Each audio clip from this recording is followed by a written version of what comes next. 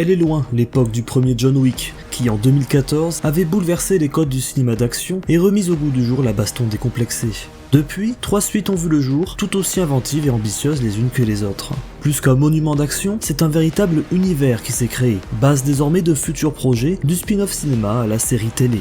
Mais qu'en est-il de ce 4e épisode? John Wick 4 est-il le grand final espéré de son personnage éponyme?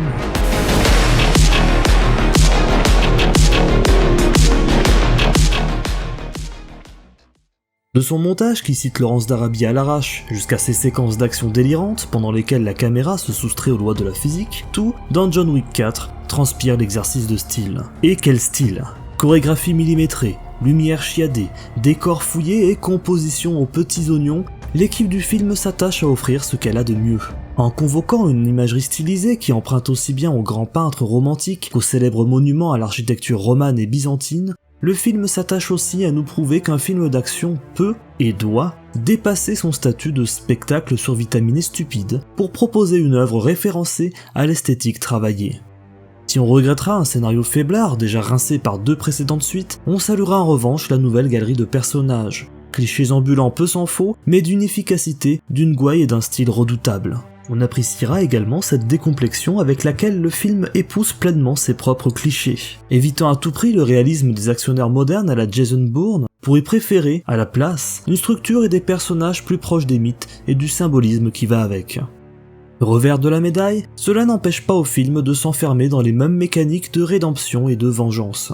En contrepartie, John Wick 4 tente de compenser ses faiblesses en nous offrant des séquences d'anthologie sur un rythme effréné. Là encore, le film convoque de nombreuses inspirations, jongle entre les genres, du western au film de samouraï, et emprunte même des gimmicks de jeux vidéo, que ce soit dans la structure de ses affrontements, très codifiés, voire carrément dans sa mise en scène, au détour d'une séquence époustouflante qui n'est pas sans rappeler un certain Hotline Miami. Malheureusement, et même si certaines séquences feront date, à l'image de la boîte de nuit, qui signe à mon sens le pinacle de la formule, cet enchaînement peut rapidement dégager un sentiment de monotonie et vient justement émailler l'expérience globale en noyant ces moments de bravoure parmi d'autres plus dispensables.